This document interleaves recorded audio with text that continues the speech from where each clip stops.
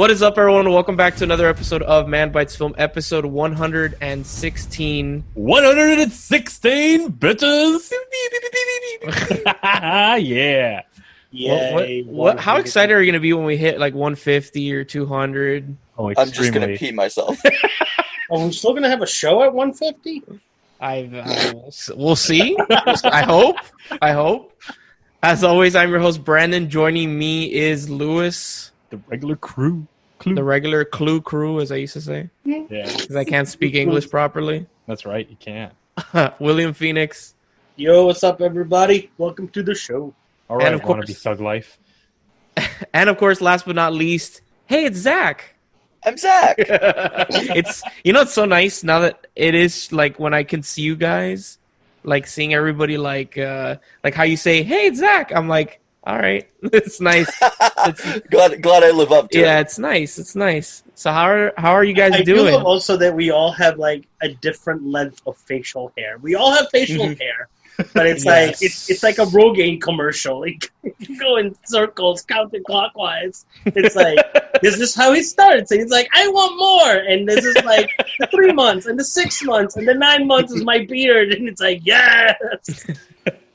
So how are we? Okay, it's a weird show. It's a weird episode in the sense that This is the first of our rebranding episode, man. Oh, okay. You died there for a second there. I thought it was me. I wasn't sure. No, you're good. You're fine. Yes, it is the first of the rebranding or whatever the fuck you want to call it. Right. So let's give the listeners what we're going to be doing this episode, actually. That way they have an understanding and we could unveil the majesty that is our new show. Okay. Sounds good. So go ahead. Okay. Wait, did you give me the name of the said segments? Do we have we don't know yet. We don't actually have like set names. We just Okay. I want to call your segment Brandon's Joystick because it's just glorious. Okay. Is Lewis like dying for you guys for like a second? like, every so often his mic shuts off and turns right Cool. back on. It's not just me then. It's not not just me. you. It's not your microphone, Lewis. I think it's your internet connection. It's not us. It's him. It's taking a poo-poo on itself today. It's fine. Which is fine because like pre-show we were talking normally and nothing was happening, and the moment he hits the record button, the mic. I do Yeah. this. So the only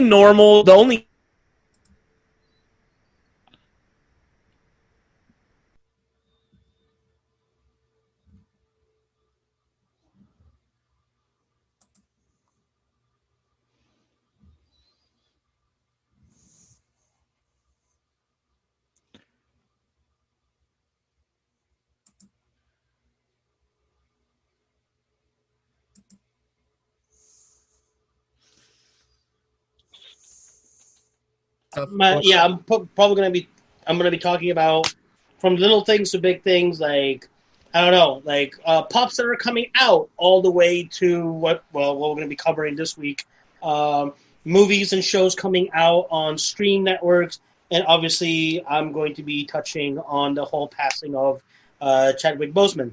So like anything that happens in pop culture that's like major news, I will figure out which one's big, what we can talk about, and go on. I mean, the Batman is old news at this point, so... Yes, it is, unfortunately.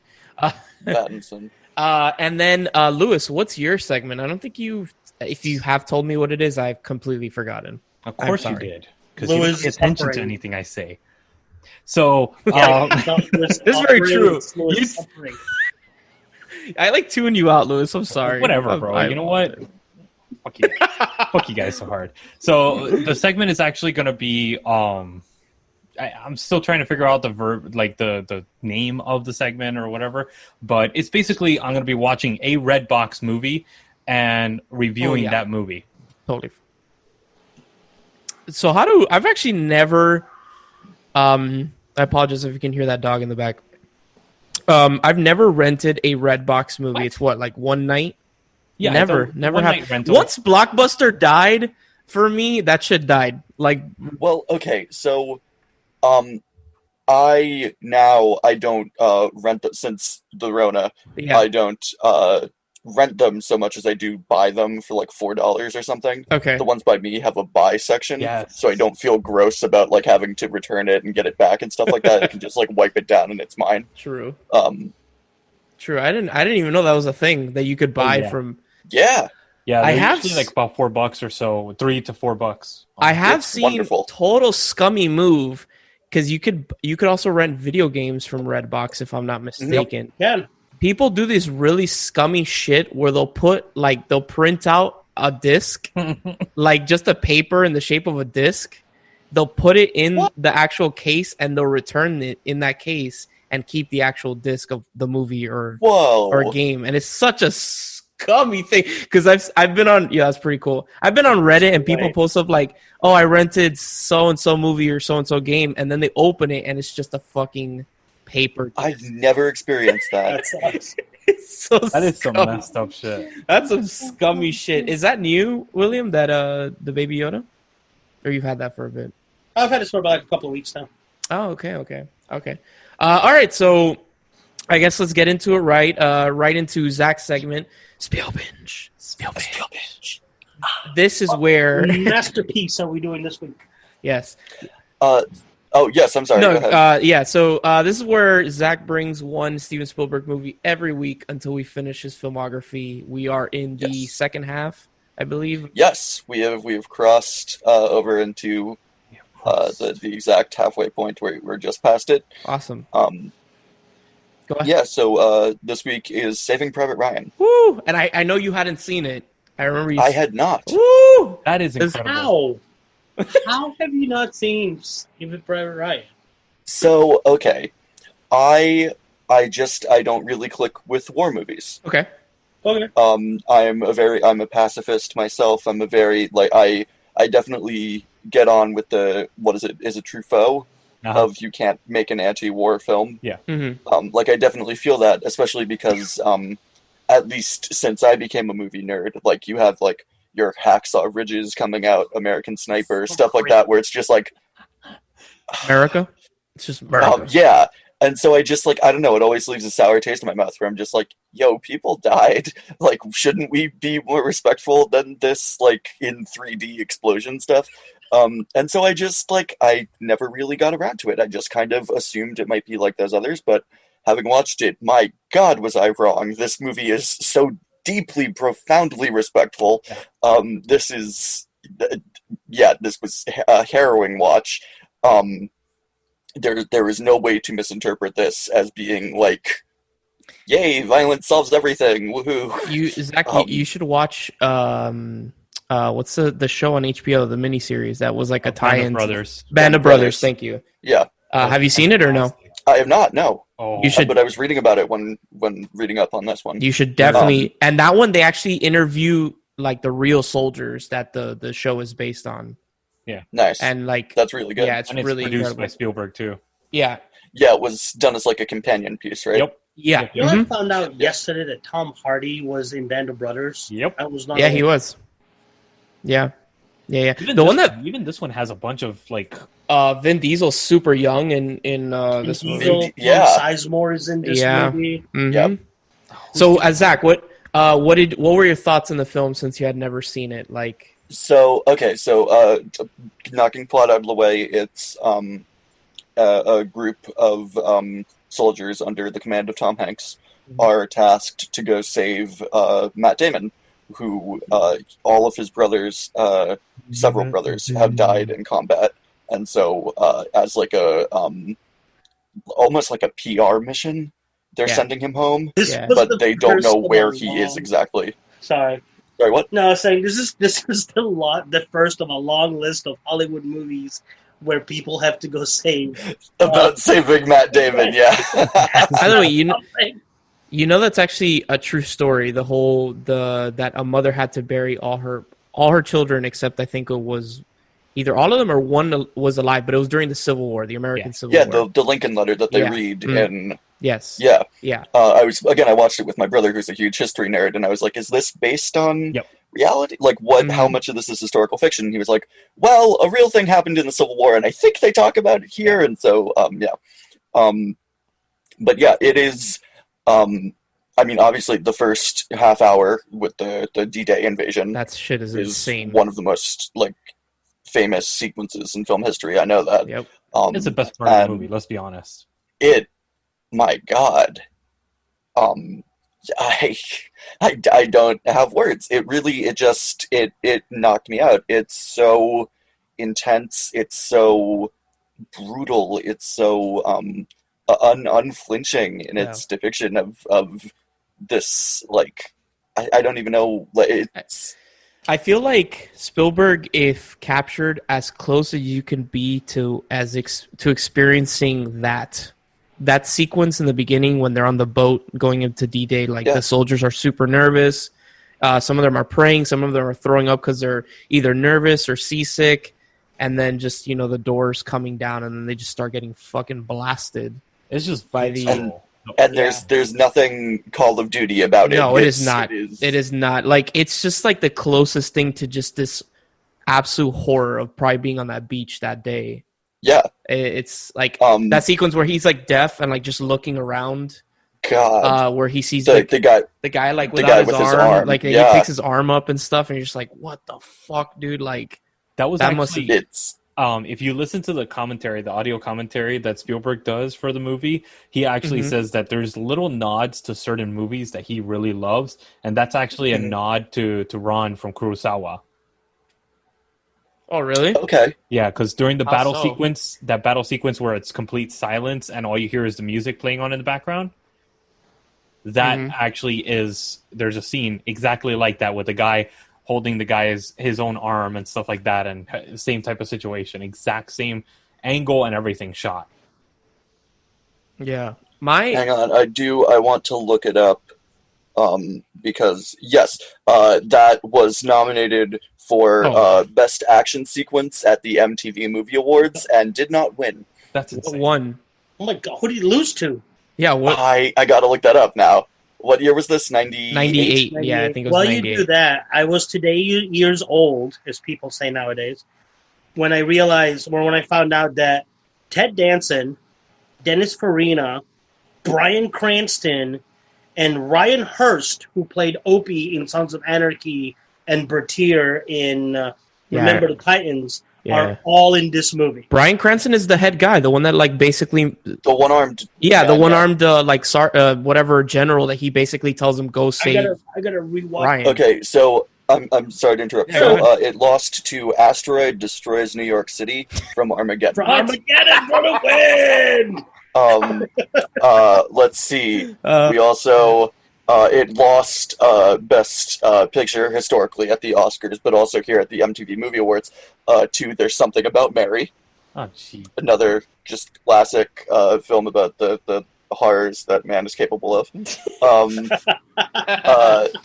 But yeah, I was reading up on like how much it won and like obviously the Harvey Weinstein grossness of why it didn't win picture at the Oscars. But then I saw the MTV Movie Awards thing, and I was like, oh, that's the funniest thing. That's like, it's almost disrespectful that it was even nominated. But it was one of the highest grossing films that year, so I kind of understand it. But at the same time, it's like you're putting it up with all these, someone was up for Best Kiss. Someone was up for the surfboard for Best Kiss. And then right after that, they talked about Saving Private Ryan. Oh my God. Saving Private Ryan is one of the few movies that I've seen on basic cable where they don't edit the movie whatsoever. Yeah, because they don't. I read historical film, so they don't have to. Exactly. I remember reading about that with Schindler's List too. Yep. That they have to show it after a certain hour in the day because they refuse to censor it because you can't. You can't. My favorite, like visually, my favorite scene. It's very fast. Is when they're walking at nighttime on the hills, and you see the explosions behind them, like the flashes of the explosions. Oh my God! It honestly, I mean, it almost played like a horror movie. like it almost played like how Alien is like it's sci-fi first, but it's like it's kind of hard. Like this was sort of that kind of vibe. It was very it left me shook. I'm Yeah, wondering it's- if that's what Spielberg had in mind when he was filming shots like that, where it's like literally like the horror of what war is, and you know us seeing like horror movies and whatnot. Like we're like linking it together to where it's like, we like see it now. Like this is not visceral. Yeah, and like the whole ending sequence, like the battle at that French town or whatever. Oh my god, Yeah. that was awesome. They're stuck. For those of you who haven't seen it in a while or haven't seen it all, they're stuck when they finally do get toward the end of their mission. I don't want to spoil anything, but their like final thing that they have to complete before I mean, they the can go movie's home is 2 to. years old, isn't it? I hadn't seen it. That is very true. They have to basically. It's an impossible mission to defend an undefendable bridge. Yeah, bridge. Yes. But luckily they have Tom Hanks, who's like a genius of this type of stuff, and that's so he gives them all Up until kinds of that insights point, and what to do. And it's I had never hated somebody like a minor character as much as I hated that German guy that they spared in the one battle. yeah. And then yo, comes back and bites him in the ass later on. Yeah. That's all I'm gonna well, say. okay, no, because I had the same reaction with Ray Fiennes with Schindler's List, where it was just like, I have never hated a character more than this character. No, that's also my other favorite sequence is right before, like, the calm before the storm, for lack of a better term, when they're listening to Edith Piaf on the record, Yep. and they're just talking about their lives and stuff like that, and just But reminiscing. not in like a performative, here comes the big monologue kind of way. It was very naturalistic Yeah, dialogue, it's just which like, I really appreciate. They're just talking, it's like these soldiers just talking. They don't know if they're going to survive. They just want to they want to remember the good before they came. And they're not like especially like eloquent or funny little monologues or whatever, but it's like it's very real. It's like how a real person would talk, and that it's a fly on the this wall movie not moment. bad. Yeah. It's a fly on the wall moment. And honestly, I think my favorite sequence out of all of it is right at the beginning where they're coming in, and as soon as they open the gates of the boat, and it's just you just see the bodies fall, and you're like, dude, that's never been depicted on a film. Yeah, no. Bad amphibious warfare is. Yeah. And I just love that sequence. And also, I wanted to actually give a shout out and add to what William was saying about actors. Nathan Fillion was actually in it as well. Yes, he Yes. is. Holy shit, I totally forgot. And he's great. His scene is fantastic. It really is. He's the one that they mistake, right, for Ryan, and then he starts like crying and shit like that. Yeah, He's the first Predator. yeah. Spoilers. And then the one that really took me by surprise, he's actually the letter reader at the beginning that we were just talking about. John Delancey is the one that read the letter. So if you don't know who that is, I noticed. Oh, sorry. Yes. if you don't know who that is, he is Q in Star Trek. Oh my god, your favorite. Yes. Yeah, and so many other like. I great noticed. roles. I forget the actor's name, but and he's in 1917 too. Hot Priest from Fleabag. I have no idea who that is, so I'm not Yes, gonna even. yes. I'm not gonna even fucking. He's in like a scene, not like a big flashy role like he has in 1917, but it was just like, yo, is that Hot Priest? But there's some like there's some heart wrenching scenes, like no spoilers, but at the end when a certain character says what does he am I worth it or something like that? Earn this. Yeah, earn this, and then what does he say to his wife or whatever? Tell me, am I a good man? Tell me, right? am I a good man? Like that shit just fucking that shit kills me, dude. I was once again floored by the use of CGI at this time. Yeah. Because like, how did you do this? Yeah. Like how that was thousands of people just exploding. How did you make them? How? You couldn't just make little. Or like the shot at the end where it like the face morphs into the older man, the older actor playing a younger character. They start with the shot of the younger actor, and then it just seamlessly ages him into this completely different older performer. This was 98. Cats couldn't do it in 2019. Cats is a wonderful film. How dare you? Anyway, dude, like, that shit, like That's the magic of Michael Cando, the editor for this film, and the editor for pretty much all of Spielberg's films from the classic era. Yeah, and he takes the cake in this one.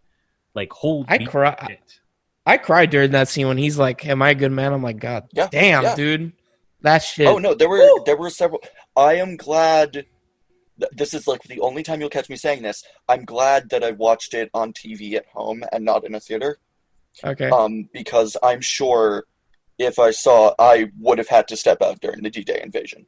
Yeah. I wouldn't have been able to sit and watch this entire film in its completion. I needed to be able to pause it and be like, whoa, which obviously is part of the art, is that it's so relentless because the actual event is relentless. But in terms of consuming the art, I'm glad that I was able to kind of start and stop a little bit. And I think I watched this like 3 times in the theater. I remember watching it. I remember when it came out, I was 7, and I wanted to go see it, but my parents were like, they saw it and they were like, "This movie's too violent for you," and it is. It's very. I'm 7 years old. It's very, it's very graphic. Oh my god, I was in fucking college. It's fine, dude. I was. Do you even want to know how old I was? No. Yeah, Did Zach, you go tell me ahead. your parents were still practicing having you? Nope. This many? God. Hey man, I was in you're only college. what? And, like we cut class. It was me and my girlfriend, and we cut class to go see it because we had heard good things about it, but we hadn't heard how graphic it was. So, in true fashion, she was running late. She had to get popcorn and food before we went in. I'm like, we're already running late. Like, Is this in Europe or you're already living here? No, I was already here. I moved here in '93. Oh, okay, gotcha. Oh my god, did you miss the DJ scene? Oh no.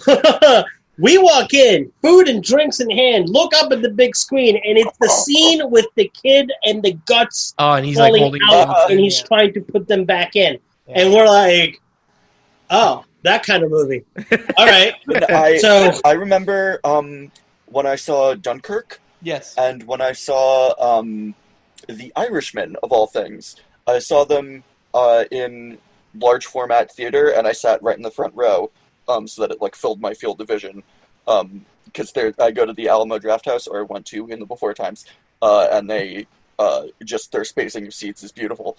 And so I went and I had to step out. The sound design was giving me such an anxiety attack in both of those movies. Dunkirk is a phenomenal movie. Holy shit! And so I am certain that Saving Private Ryan would have destroyed me if I saw it in that same manner. That wasn't filmed. Was Saving Private Ryan filmed in 70mm or any of that? No, right? I don't think so, because again, he was trying to not sensationalize anything. I don't think Spielberg doesn't. I know like he didn't 70. storyboard because he wanted it to feel as visceral as possible. Yeah, Spielberg doesn't do 70. He doesn't like the format at all. Yeah, and also another thing, like how you were saying, some movies glorify war and stuff, or they're very Americans are good, this person is bad. Even in the movie, they show Americans they can be assholes. Yeah, that sequence when the German's surrendering and he's like, "I can't hear you," and he just fucking guns him down, and it's just when they have the guy dig his own grave. Yeah, or that. These are the good guys. Yeah, exactly. And Tom Hanks is just like, "Oh, what are you gonna do?" And it's just like, "Oh my god, we have broken this person." Yeah. Speaking of that scene, Zach, did you how much background did you do on this movie, having never seen it before? I tried to stay clear of anything. I tried to go in.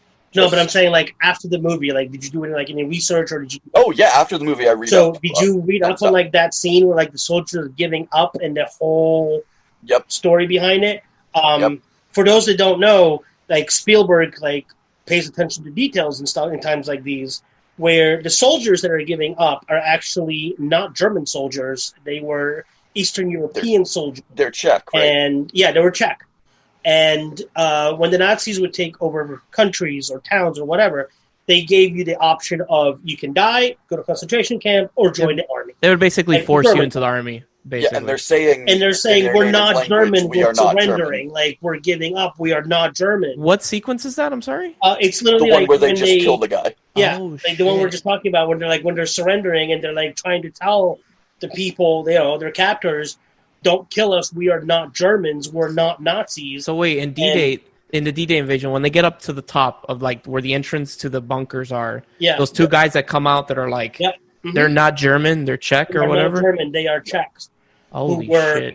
who were captured or their town was taken over. Did not know they that. were forced to join the German army because this is what the Germans did to keep the numbers up in their army to try, because like the further away you go from Germany, Yeah, the less. So what do? You get the natives. Yeah. that's So crazy. I did not. Excuse I me. did not know that. Touch Corona right Anyway. there. I apologize for parting the veil here, Yeah, go ahead. going backstage a bit, but we did start a bit late, so I am going to have to get going and cut the bit short. Oh no, you're good. You're No good. worries at all. Obviously this is a 10 again. Yes, definitely 10 from me. I think. Across the This board. Absolutely. just floored me. Yeah, That's this ton. yeah. All right, so let's cut it short. Any closing statement that you want to do, Zach, before you go? Nah, I mean, just check this movie out if you haven't. Definitely.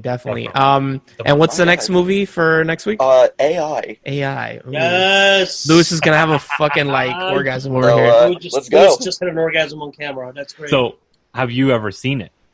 I have seen AI. Okay. Okay. Yeah. All right. But you Awesome. know the backstory behind it. Spiel binge. Yes, he knows. Yes, I do. Yeah. Yes, I do. And I'm really excited, and we'll talk about it next week. Yes. All right. Cool. As always, thank you, Zach. Yay. Awesome, man. Bye, everybody. Bye, man. And as always, stay tuned after this quick break when we come at you with our new segment, whatever the hell William wants to call it.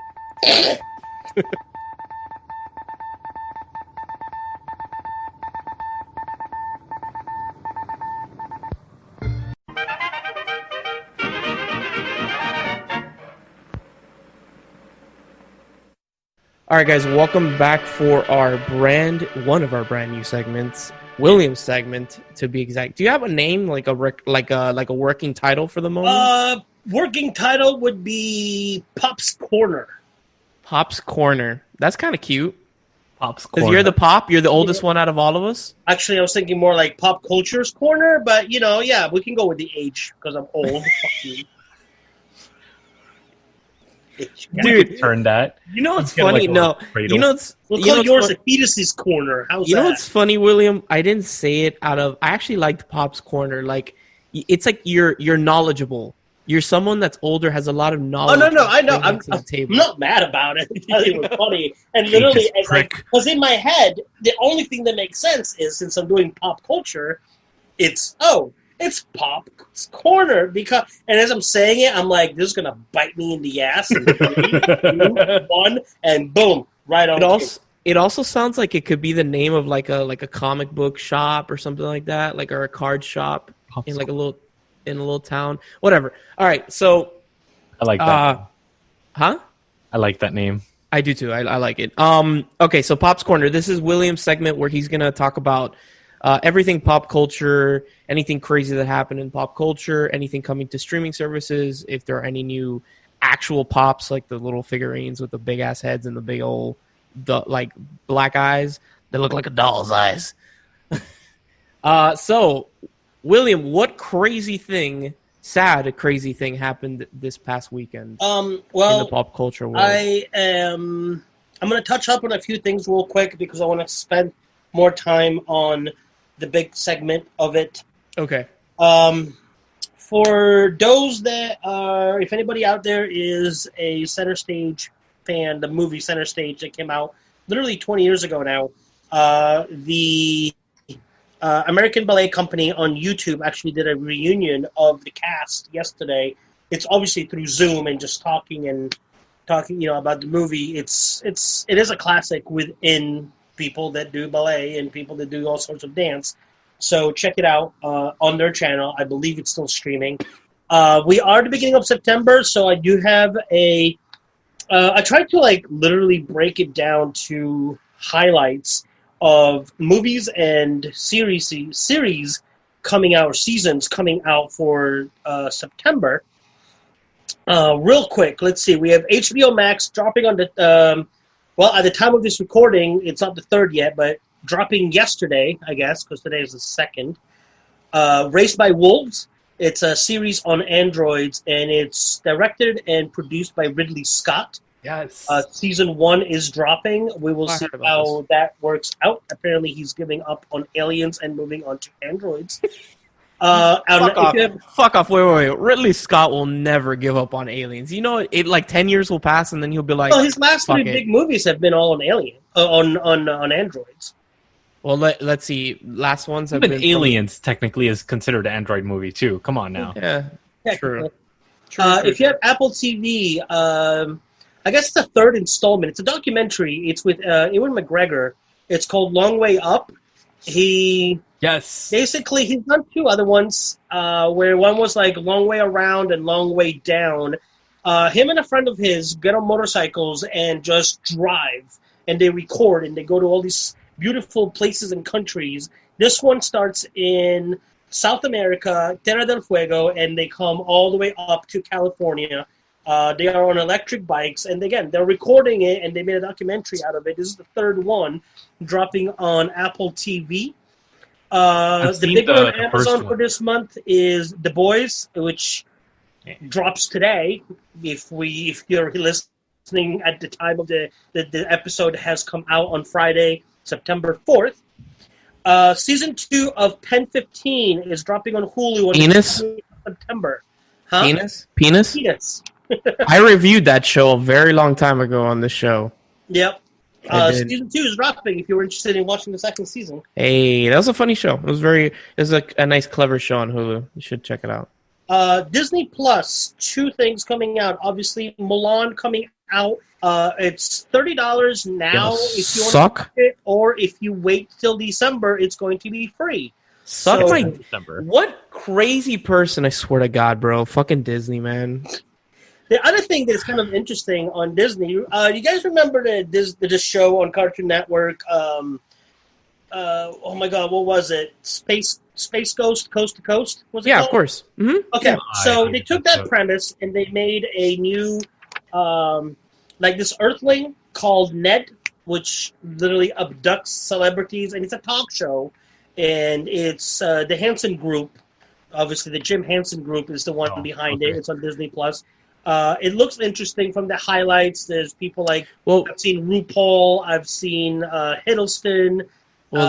Space Ghost started as a cartoon. It was a Hanna-Barbera cartoon, and then they did the whole like talk show thing with him. I don't know why. So it looks good. Check it out. The other thing that's going to be really good and looks really good, it's going to drop on Disney Plus on the 25th of September, Marvel's 616. Which is basically the behind-the-scenes of Marvel Comics and like the actual comic aspect of that. Marvel. Sounds really cool. I'll definitely. It's going to interact with fans. It's going to talk. It's going to have people that have worked on the comics, that are currently working on the comics, how it affected society. It's a whole documentary on it, which looks really interesting. And if it's anything along the lines like they dropped the prop culture that they did, or like other reality shows, documentaries that they've done so far, really good. I cannot wait to look at it. And obviously, if you know comics, the reason why it's called Marvel 616 is because in the Marvel universe, we are Earth 616. So obviously, it is play on this comics, which is looking great to it. Lewis is like, I don't understand a single goddamn thing. Lewis is like, I'm going to sit here, jerk off. And wait. You heard the big news that came out today for Disney Plus? Breathe. He said breathe. Take breaths. I am breathing. It was like a long montage of like a monologue of like 10 minutes. I was like, oh my God, breathe, dude. You're turning purple. No, wait. Before you start, though, did you hear the big news starting at that's premiering at the end of October in Disney Plus? Oh, wait, it's not going to show up because we don't show the videos on here. Mandalorian Season 2. Yes, the Mandalorian Season 2, October 30th. Yep, just in time for Halloween. Guess where I'm going to be if everything goes well on October 30th? You're going to be in Florida? I am going to be in Florida. Hey. Well, yeah, because you have to remember, I changed planes again for like the 4th time to come down for MegaCon, and now that it's canceled, I'm like, fuck it. If it's any better, I'm coming down and spending a vacation in Florida, which puts me in Florida for Halloween. So, and Spooky Empire got canceled too, unfortunately. No, I know, but maybe I'll be able to get into Disney and bring a costume. Ooh. Dude, walk around as Fat Thor at Disney. Oh my God! Can I take over your segment for a second? I just wanted to bring something up for Lewis. Lewis, did you see the teaser for The Haunting of Bly Manor? No, but I'm excited. I don't want to know anything about it. Fuck. I know. I don't want to know anything. I don't want to see anything. I want to go in it just like I did with The Haunting of Hill House, that I had no fucking clue. Dude, but the thing is, I watched the teaser. They don't show shit. Like shit. That's good. And it's Mike Flanagan, right? Still? Yeah, Mike Flanagan. They're bringing some of the actors from season 1 back.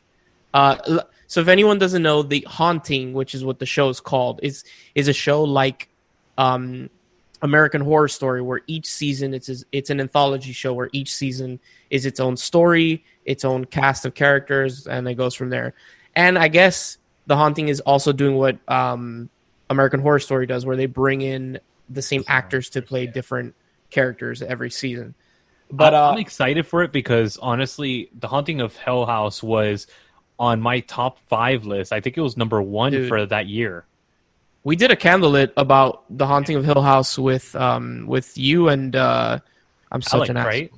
Yeah, I think it was Alex. Yeah, I think it was Alex. That one.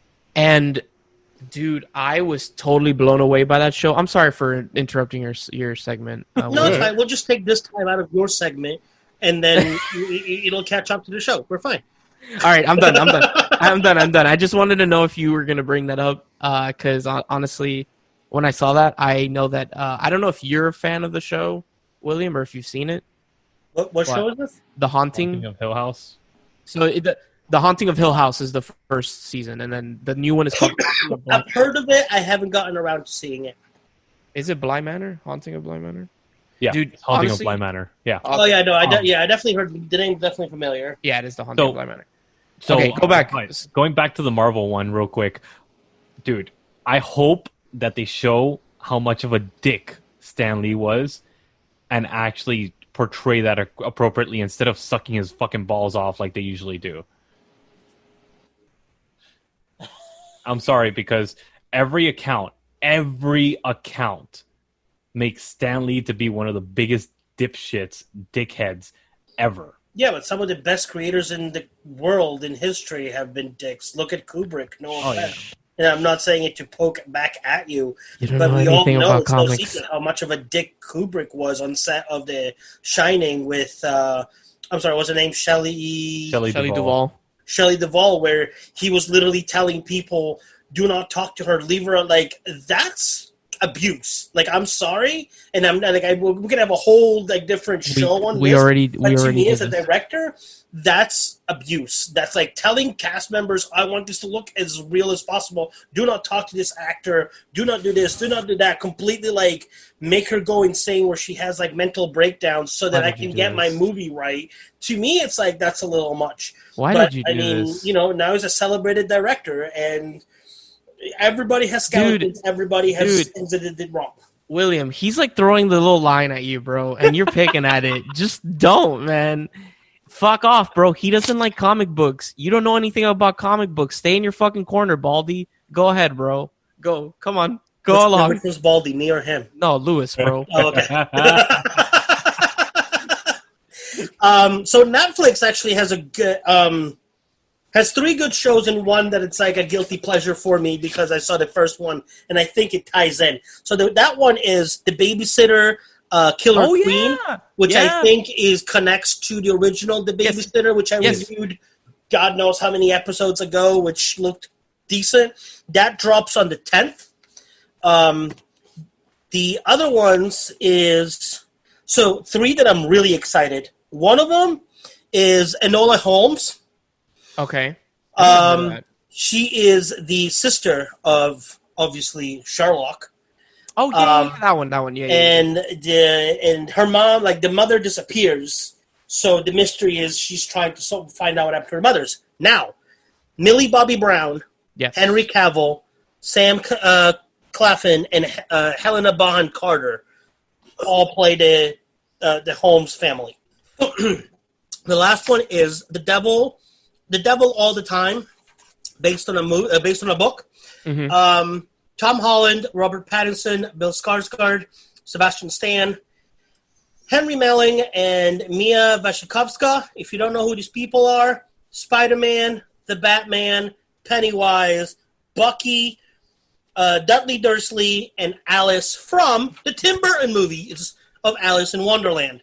That one drops on 9/10 as well. Those are like the big ones that I'm excited for, looking forward to it.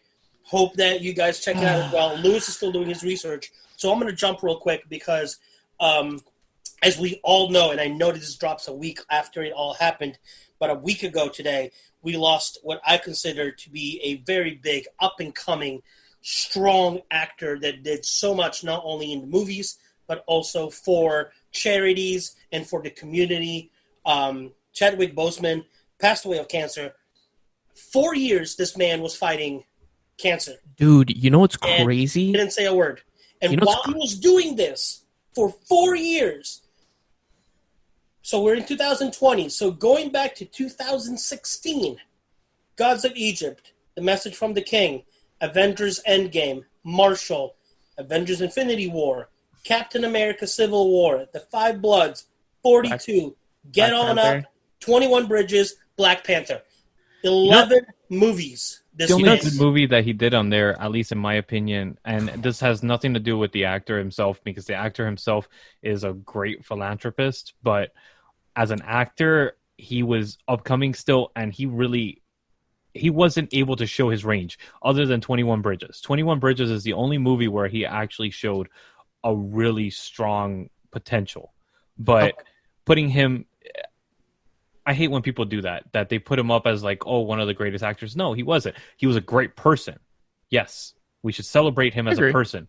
His acting career it didn't get started. He didn't have the time to start his career. He has the potential, but...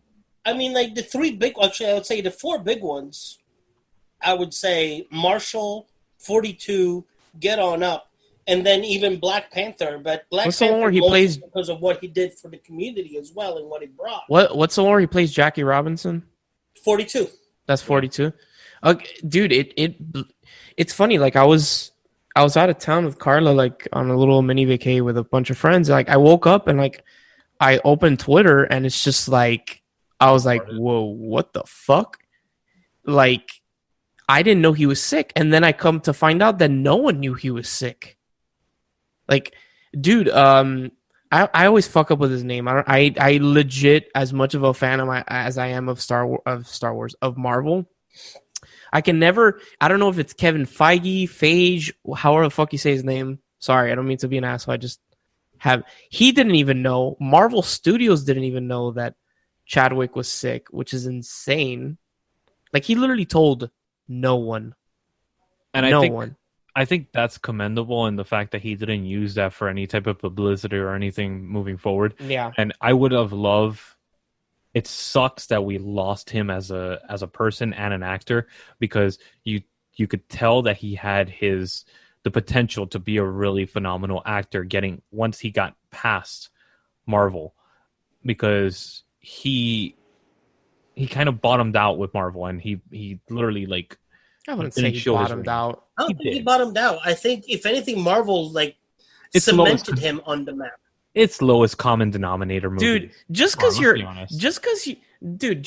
acting in a comic book movie does not mean that you're not acting well. I will disagree with you on that one, because he was already he was finding himself, and he was already doing some really good roles before Black Panther, right? Like Jackie Robinson, Marshall, god awful. Come on, Get On Up,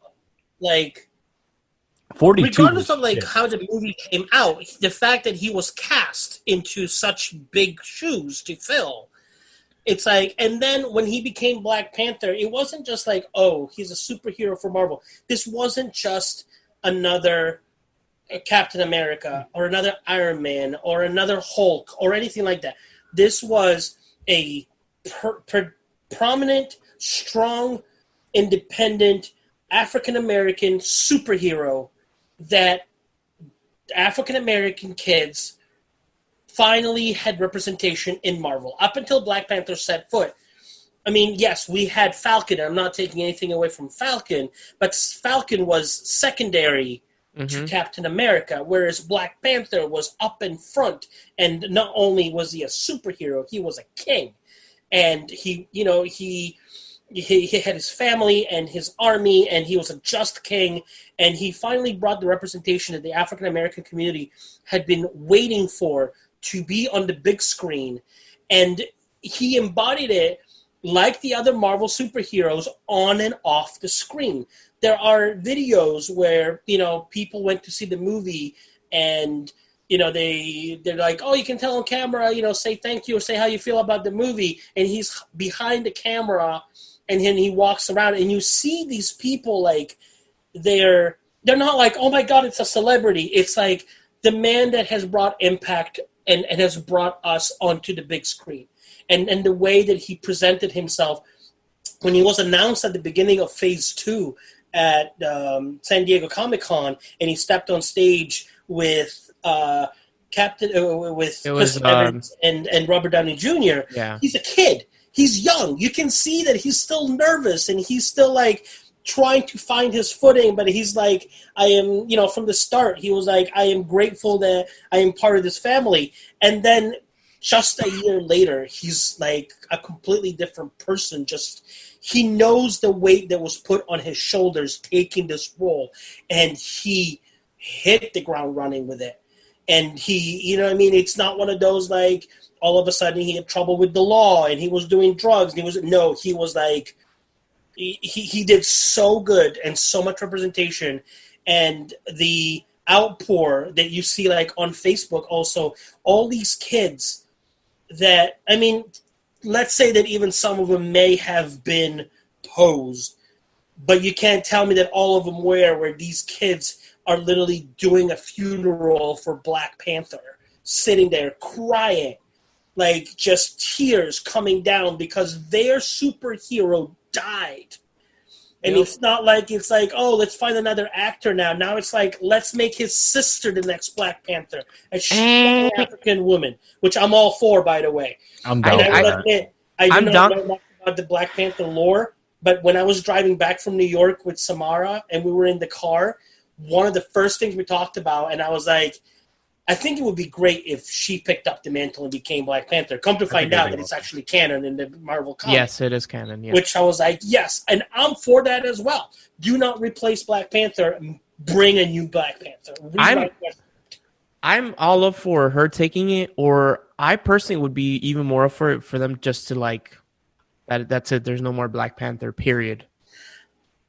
That takes away the representation for the African American. Yeah, I know with that. I know. Somebody has to bring that mantle, and yes, it will take it away from the male superhero, but it's still give a shit about that. The African representation in the movies, which like they're trying to bring everything from comics onto the big screen. We need to have this. We need to keep this going. We can't. Like, I understand it.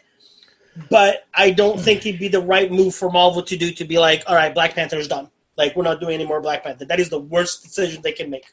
Yeah. Worse than trying those people that want to bring back Killmonger and make him Black Panther. Fuck that. He's actually, I think he's the best part of that movie, but that's just my opinion. I can't read that. Andy sucks. Andy Serkis. Oh, Andy Serkis. Let's make Andy Serkis Black Panther. Oh my God! No, like nothing against Chadwick. I think he does a phenomenal performance as Black Panther. But I think that Michael B. Jordan steals that movie as Killmonger. No, I think that both of them were Killmonger as the bad guy. He doesn't. Both of them portrayed it pretty well. The bad guy. Yeah, he really does. Boy, come to turn your world upside down character. Yeah. He does. And I will not take that away from him at all. But he's done his role. He's had, and if anything, he's had his redemption from Fantastic Four. So, yes, he does. So I think Michael B. Jordan is done for now with Marvel. Look at DC. There may be a role for you in DC, but with Marvel, he's done his big role. He's good. He was great. Move on. Kind of thing. Yeah.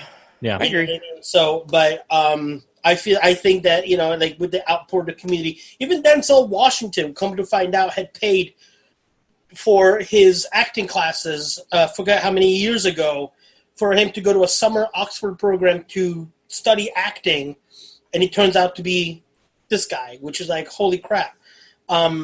So it's going to leave a big hole, both in the Marvel community, both in the superhero community, and both in the Hollywood community, for genuine, real actors that could have had, could have made it to the top. I think he had a strong potential. In the future. Huh? I think he had the strong potential to be a very phenomenal actor, and he died before his prime. I'll accept that. He did. Because I don't think that Black Panther was the best that he could do.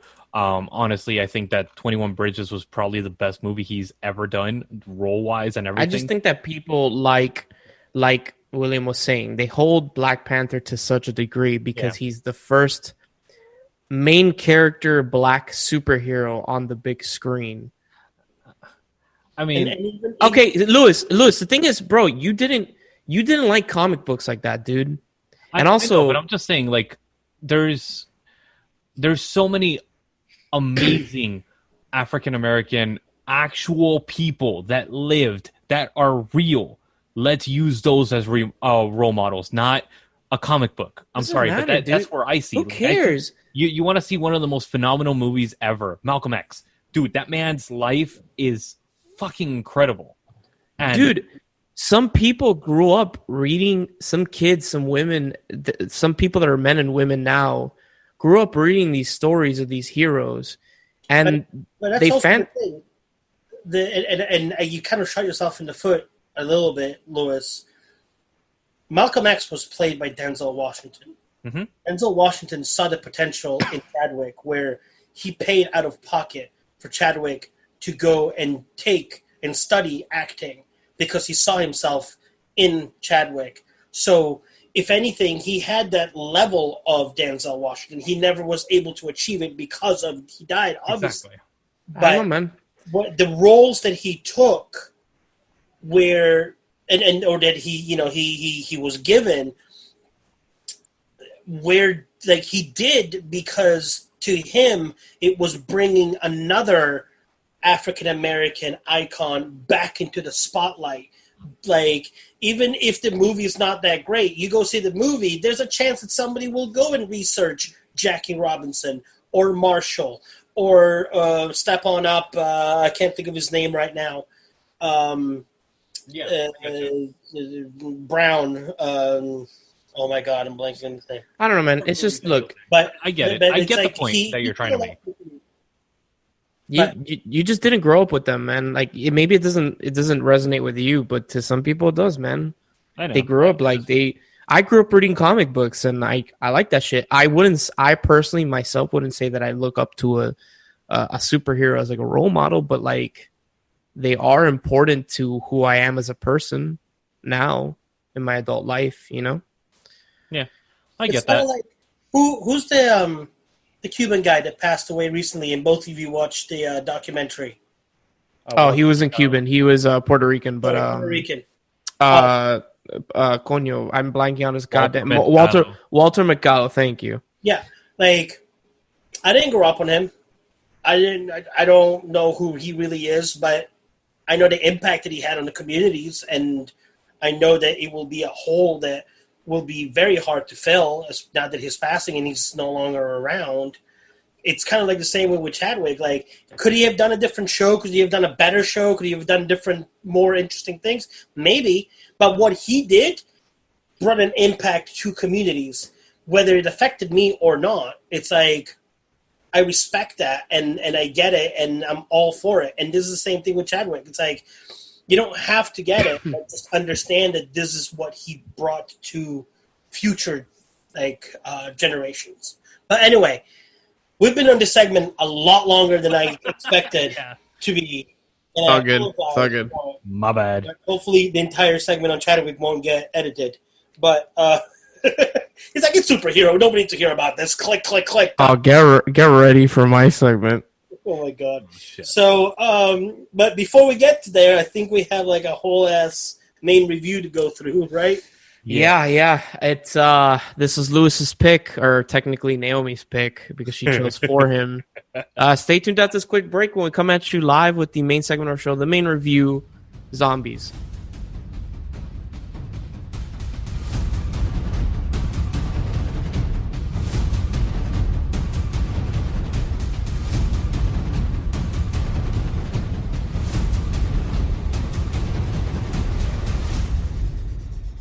All right, guys, welcome back for the main segment of our show, the main review, live. Naomi's pick, Zombies, streaming on Disney Plus. Oh, God. So, okay, you all saw my face while I was watching it. Literally, that's all I gotta say about it. so It wasn't that bad. Zombies is a Disney Channel original movie, which I am so familiar with those because I used to watch them as a kid. And you could tell with the color palette. These are movies that are direct to, I guess, for lack of a better term, video.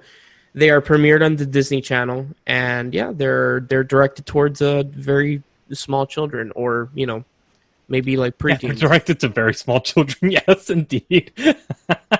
That's so I hadn't seen one. I hadn't seen one of these in a long time. So the plot of Zombies is basically they live in a world where 50 years ago there was an accident. Zombies came out. There was like this whole crazy like struggle between humans and zombies, and then humans developed this wristband that basically makes zombies docile. They don't eat people, all that bullshit. But they live segregated away from humans. So basically, it's a cross between Romeo and Juliet and Warm Bodies. Romeo and Juliet, yes. It's Warm Bodies for Disney. It wasn't even like Romeo and Juliet. It was just Warm Bodies for Disney. I could see Romeo and Juliet. Oh yeah, I guess the whole like love, because they have to do the love thing in there. Yeah. So there is the movie definitely hits on the whole like racism kind of shit with how like the humans treat zombies and all that jazz. I didn't Yeah. know that far into it. Oh wait, sorry, wrong episode. Dude, How did you not see that, Lewis? Are you I fucking did. I blind? just didn't look into it. I didn't care. The movie didn't intrigue me. Honestly, the part that I found the best of the whole movie was the dance sequences. The talent that goes into the dance sequences, I was like, dude, you could tell that these people, they chose athletes rather than actors because their acting was god awful. It was like porn level acting, dude. Like their acting was shit. Nah. It was not that bad. Porn level acting. Okay, no, it wasn't that bad. No, it was not that bad. It was. I liked the fact that they had a male cheerleader representation to show boys that it's okay to be male and be a cheerleader because there's absolutely nothing wrong with that. Yeah. I hated how they if he Adversity wasn't shoved down your throat. acting it wrong, if he was and they never touched base on it, I think they missed the mark. He was very flamboyant. Who? The cousin. Oh, the antagonist of the film? The antagonist of the film. Oh, he's super... To the point where I looked at Samara, I'm like, if they don't touch on the fact that he's gay... He's definitely gay. It's okay to be gay. I'm going to be like, why is he acting like this? And they never touched upon it. They don't, he's got, no love interest. He's got nothing. And I'm like... Maybe he's just overacting a little bit. Maybe the actor himself on par with Disney acting. Wait. Maybe the actor himself was gay, or he just had that misconception that if you are a male cheerleader, you're automatically gay. Well, I just don't think he could one act. scene where he's backstage and the little zombie girl brings him the whistle. Yeah, that at the end, his normal voice almost, like he kind of forgot who he was. And I'm like, that's not the same voice you've had. Like, you don't change voices because you're like, you know what I mean? You don't change that much of your voice just because you're mad or because you're sulking or whatever the else it is. I'm like, okay, like those 2 seconds of acting, I'm like, all right, he's decent. He's got like a deep voice. That's cool. And then he goes back on stage and it's all like, "Papa!" And it's like, all right, that's cool. That was his audition bit. That's why. I gotta agree with Lewis. The dance sequences were cool. I actually liked the songs. The songs were catchy. Oh, God. Minus the raps. Minus the raps. No, see, I didn't like this song. The only song I was No. I'm not. At least they were somewhat catchy. But I'll say this: at least the actors they could have done a better job of like at least pretend that you're singing, huh? Everything. Like Shut up, when the Lewis. chick was singing, dude, I was like, that is not your voice, really. Like you No shit, Lewis. Auto-tune the fuck out of a person's voice for that one. No one sang in that fucking movie for fuck's sake. I know that, No but one. It was obliviously like obvious. Like you you have had watched to. the sequel already. Oh God, no! I was like, oh, There's God. werewolf. I got halfway through. Did you? It was like You got half. remember how Wait. I got halfway through and I was like, I checked the time on it and I was like, oh fucking hell. I thought there was only like 10 minutes left. I was like, God damn it, it's still half of the Dude. fucking movie. And now I know how Dude, Naomi felt during Ron. Maybe it's because I grew up with Disney Channel original movies, so I kind of know how they work and their pacing and stuff that I'm okay with them. Because we have clearly watched movies that are way slower than this. Oh yeah. that suck more ass than this shit. You know? That's debatable. You forever will be known as the person that made us watch Cannibal Holocaust. That's So a better movie than this. No, Yes, it is not. It is a better movie than this. I have lost so much respect for you right now, and I'm done with this segment. That's it. That's it, dude. I give this one a It 3. it was a Disney Channel movie, and we Yeah. said, we had the undertones of segregation and Yes. integration and Yes. forbidden love Oh, and down your acceptance. throat. Like not just acceptance of others, but self-acceptance with like her hair issue. Was it cheesy? Absolutely, it was cheesy. It's a Disney Channel movie, but the message was there. And if it gets to like 5 kids that get it, then they did the job right. Like, not our cup of tea movie, obviously. Thanks, Naomi. But the movie itself, I give it probably a 5. What? Right there. Like Yeah, I'm gonna go with a 5 also. the What? message behind it, I give it like a 8 because it's got all sorts of different messages that maybe some kid watching it that looks different realizes, hey, Lewis. that beautiful girl that wears a wig is now okay wearing her normal hair. Lewis, The way I look. close your mouth. Some kids watch Disney Channel. Some are not like you that didn't have a fucking childhood. So suck a fat penis and shut your goddamn pie hole. Wow. Listen, you know what, guys? Right. This movie, I could not deal with it. And I have never liked Disney Channel movies for the first thing. Like, that's the first thing right off the bat. I've never had Disney Channel as a kid. And the only time I ever saw it was when I went over to Brandon's house. And that's it. And even then, I was like, oh my God, this is driving me nuts. I hate shit that feels forced. This movie, literally every fucking actor in it is trying to act. But holy fuck, their performances are like transparent. And you could tell that they chose them for their talent of dancing, not for fucking performance. So, and I give them mad props for the fact that they are, let me tell you, the shit that they did there, and it was actually them. I would never be able to do in my life, and I have I don't mad think the fucking cousin respect was, for. because we got away from the cousin a lot when he was doing his routine. Like, What? I think that was an actual stunt person that did it, because if you look at the editing, Yeah. every time that her cousin's supposed to do something that's like, it's like a tumble or like jump up, it cuts away. No. If you actually look at it, come back on camera kind of look. I made a point of looking at it because I was so goddamn bored with the movie that I was actually looking to see if it was him, and it actually was him. I was looking at like For the most part, there was one or two sequences. I think when they're in there was two sequences where it wasn't him, but for the most part, it was actually him doing the dance moves. And I was like, dude, this guy is. All of them were freaking phenomenal. Honestly, I thought that mad props for that, and that's the only reason it gets a 3. 3. That's it. Oh, not even a 4? Come on, man, give it that extra spot. No, It gets 3 points, dude. It gets 3 points for the dancing. If the dancing wasn't in this movie, this would be a legendary 0. 0. No one cares, Lewis. Okay. I give it a 5. Best character in that movie was the guy that didn't speak English, the zombie that just spoke in zombie language. I think he was great.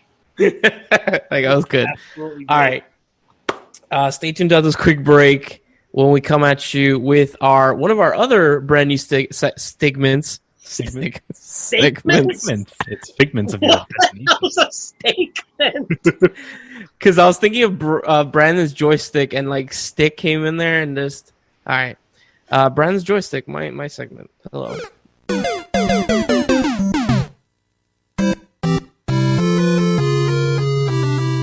All right, guys, welcome back for one of our new segments, not stigments, segments. Mine, Brandon's joystick. This is where I talk about, I guess, whatever the fuck I want to talk about. It could be video games or mostly video games, but other stuff I want to bring it up. Do you want to talk into the microphone more? What's up? Yes. So speaking of superheroes, I saw 2 really good. Oh shit! What am I doing? Yeah, I saw. Forgot the names. What? You forgot the names? No, because I'm trying to. I'm going on my YouTube to look up the names of the actual. They're 2 documentaries. Both are based on DC.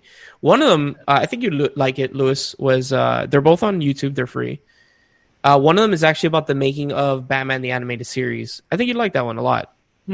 It's like an hour and a half of them just talking about the climate of cartoons in the early 90s and how much censorship there was and how they pushed the envelope a lot with Batman the Animated Series by making it noir. And like they couldn't show guns on screen, but they did it with Batman.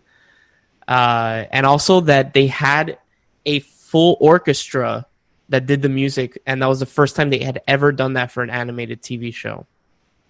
Super, super interesting. The other one is, excuse me, let me get the actual liked videos. Here we go.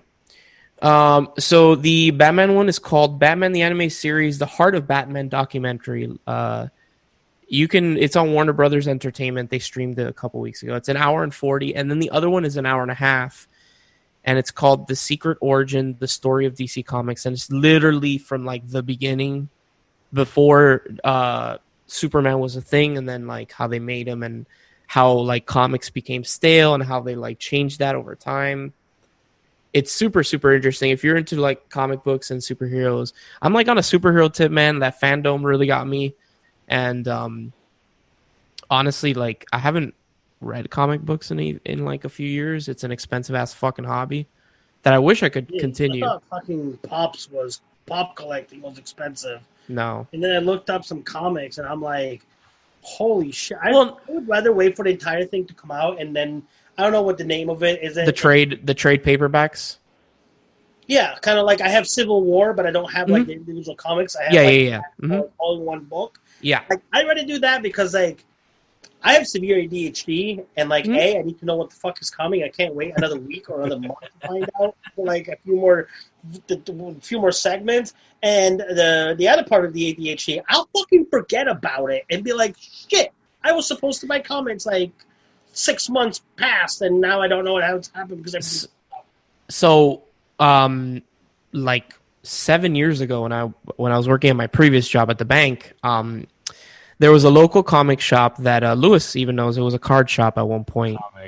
Max Comics. And they actually went out of business. So if you went on their website, you could do what's called, which most comic shops have this, it's called like a pool system where you basically make an account and you tell them like, I want this series, and they'll they'll bag it with like a cardboard so that the issue isn't like flimsy and all out and about, and they'll put it behind the counter, and you'll get like a discount, or at least at Max Comics you would get a discount. And I didn't read a lot of issues per se. I would like spend I would read like 10 series. The thing is, like, every issue of a comic is like $3 or $4, so it adds up. It's like $40. And I remember I got very comfortable with the people at the shops. I would talk to them and stuff, and I would see very crazy individuals come into the comic shop. There was this guy that would come in and he would grab like a stack of just like, let's say it's like Batman. He would grab the stack of just single issue Batmans, and he would look at the spine of every single issue, and he would choose the best. He would choose two of the best ones. One was to read, and one was to keep away, to put away, and that's not. Ridiculous. And I asked him.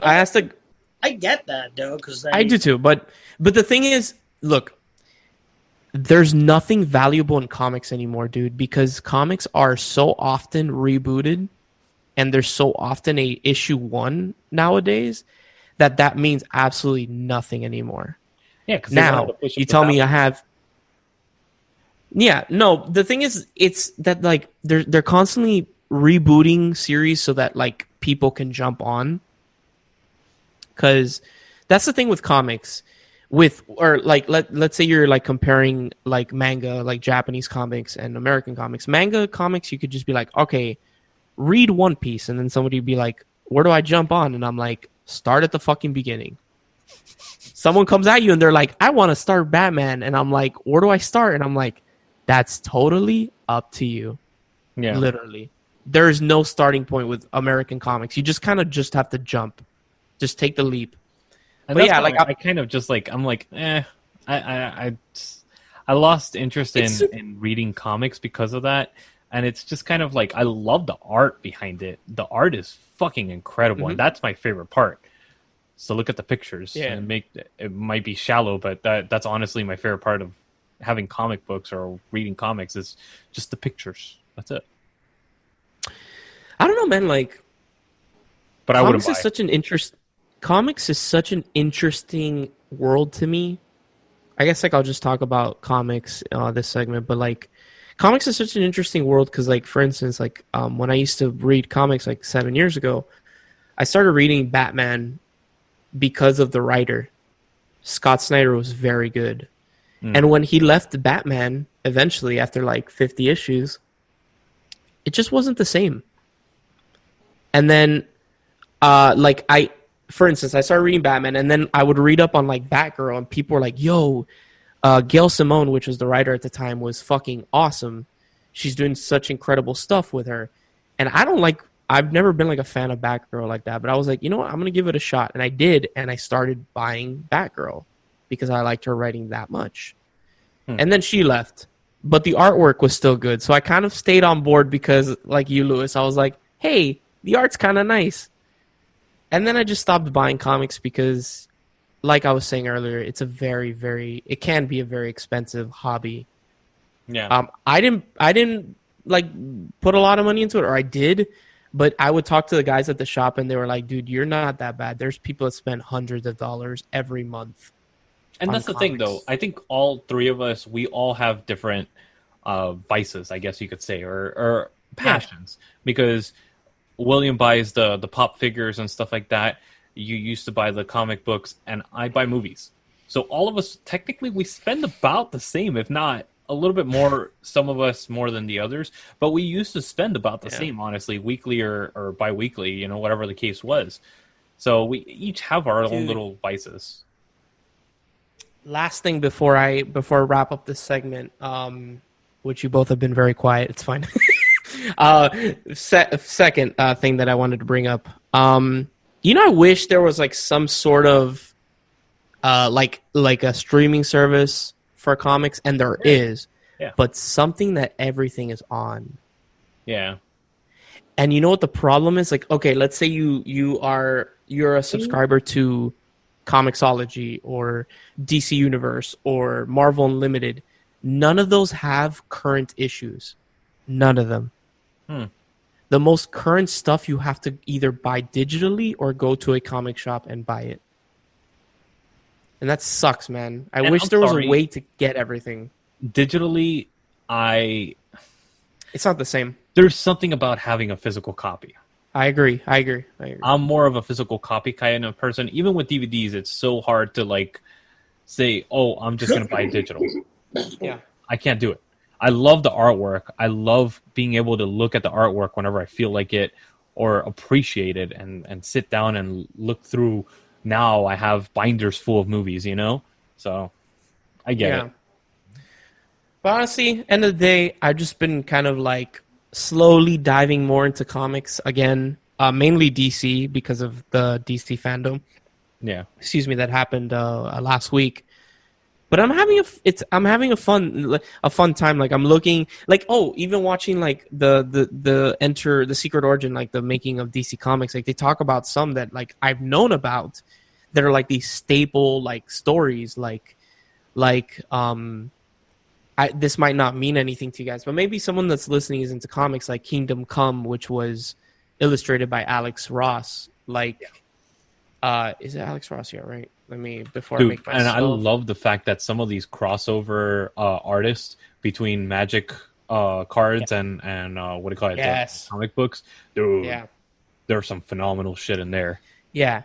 And then like they talk about like really crazy events in comics, like the death of Superman, which was huge in the early 90s, and I've never read that. So I was like I should read that. I never have. So yeah, man, I'm having a really good time with comics. Maybe that It hits that nice soft spot in there. You know? Yeah.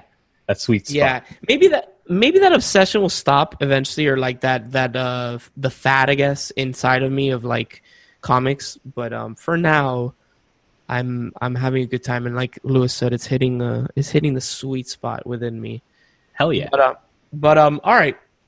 So Lewis, round out the show with your segment. What are you calling it again?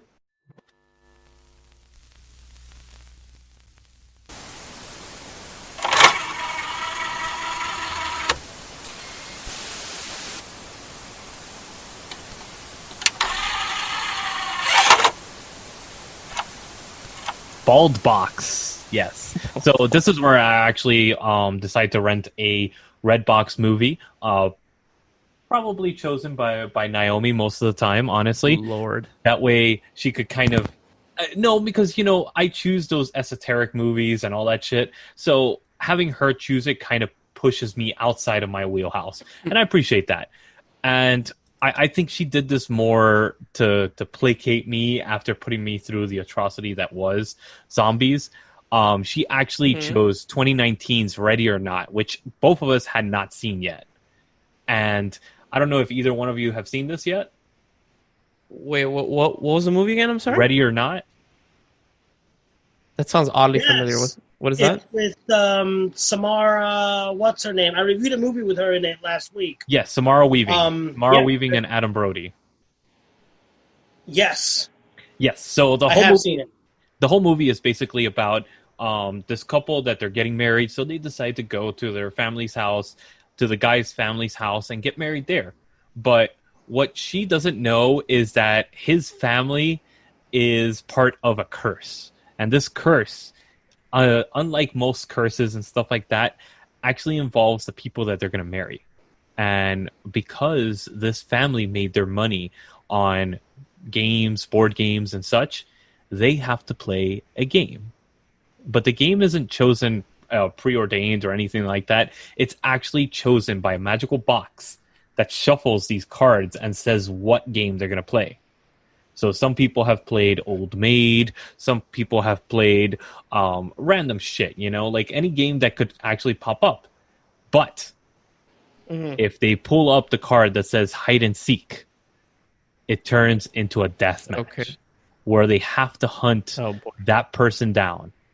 And the whole movie ensues when the bride actually pulls out the actress playing Grace.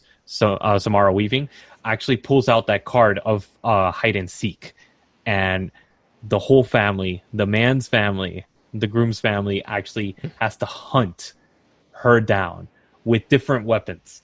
And it's a spoof. It plays with itself. It's not taken serious at all. It's just a fun movie. And I just really, really enjoyed this. I think that this is something that is going to be enjoyable for everybody, honestly. I think it has a lot of fun elements. If you've liked movies like Deathgasm, any type of spoof horror or comedy horror, it does get a little bit gruesome, but I forgot what the other movie is that we saw recently that had that. Oh, damn it.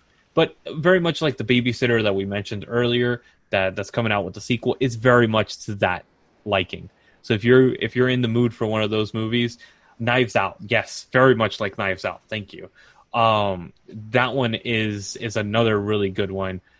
So this one is not streaming anywhere, unfortunately, but it is available to rent on Redbox. If you have HBO Max, it's on HBO Max. Oh, really? Oh, shit. Okay. That's how I saw it. But for us poor people There that you don't go. have HBO Max, you can rent it on Redbox for $1.50. So it's pretty good. And you can own it for $4. So, that's my review this week for Bald Box. Okay. All right. Bald box. Fuck, Jesus Bald Christ. Box. And, oh, by the way, I give this a 9 out of 10. Forgot to mention that. Wow. Okay. All right, guys. So let's spin the wheel of genres. It's my turn this week. What do we have? That's spin it. Spin it good. Is that laminated? I don't know. It fell on thrillers. Thrillers. Thriller. All right. So it's my. Excuse me. I gotta pick a thriller. Yes. So now what it's going to work is actually going to be the main review will be based on that genre rather than obviously our individual reviews, which is what we used to previously do. So now it is going to be the main review that we'll be bringing up, and they'll still be up for a vote from the listeners. Oh yeah, so I have to pick two movies that are thriller. Totally forgot. Media on Facebook and vote. Facebook, Los Libros de la Cara. All right, guys. As always, if you enjoyed our show, check out Lewis's other show, Movie Mainline, even though he's not on it. But fuck you. You want to plug anything, William? No. No.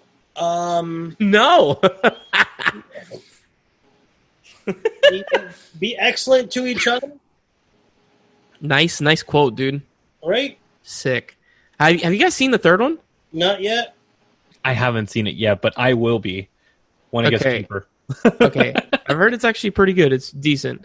I'll wait until all right, it guys. for $5. As always, if you enjoyed, of course, our show, visit our sister site, diverselygeek.org. Our brother from another, John, over at YouTube at Narcotic Casserole. Thank you, Lewis. Thank you, Brandon. Thank you, William. You're most welcome. I'm Brandon, and we'll see you guys on the next episode of Manbitesfilm. Cue the effing drums. And by the way, Yeah. now 3 fucking idiots with a mic. Yes, we are. Just without the fucking. No fucking. That's candlelit blowjob only. Yeah, that's too intimate.